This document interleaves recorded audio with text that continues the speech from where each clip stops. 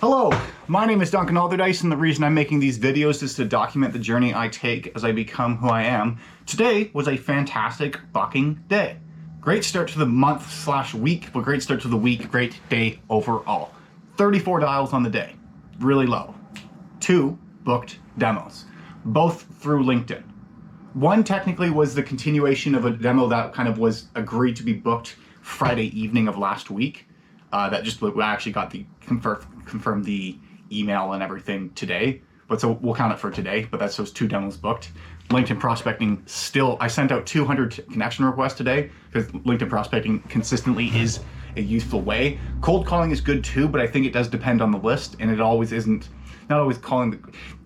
At the end of the day, it doesn't matter whether I'm cold calling or whether I'm prospecting. If I'm generating new opportunity for myself outside of the marketing efforts that are already in place, that's the place I want to be. Awesome. 3 demos held on the day. 1 deal closed. So that was nice.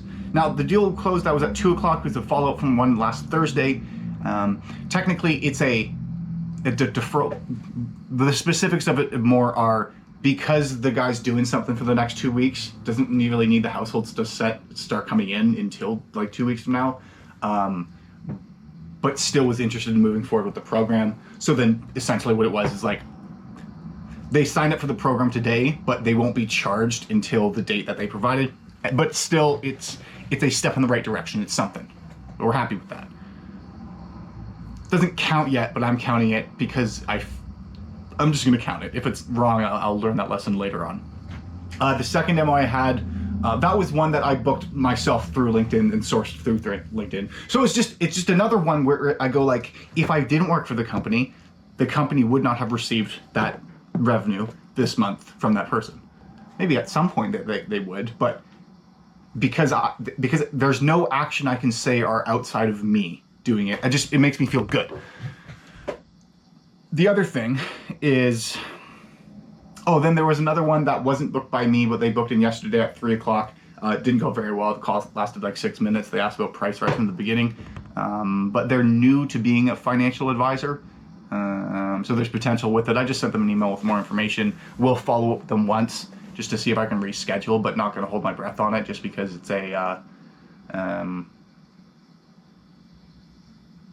just because I don't get a strong feeling of like, oh, this person's just waiting to sign up or really ready to have a conversation about this.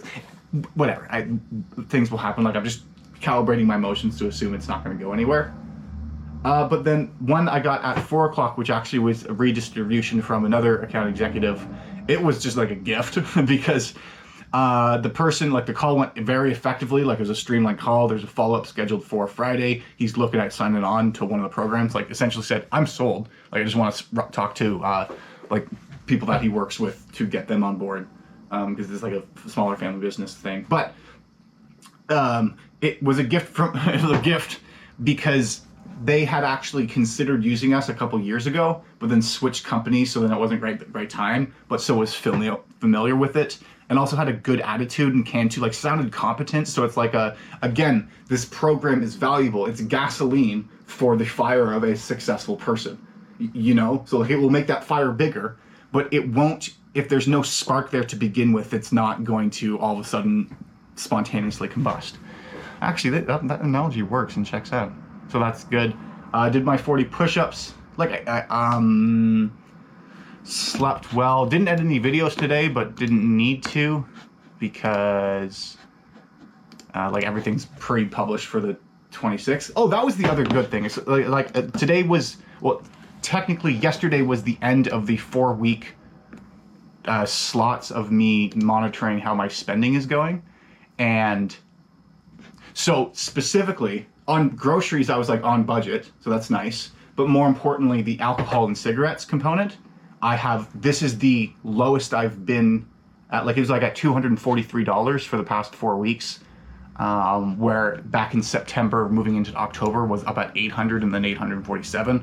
And then the previous low was at $419.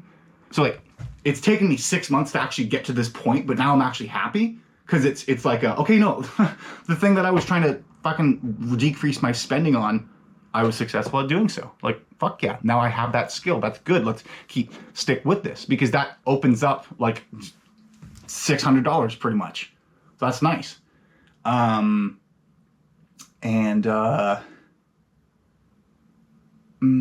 was I trying to say? And then, as well as the goal bank account that I like, the goal, the levels for what I wanted my bank account to be at, and like how much was owing on my credit card, were lower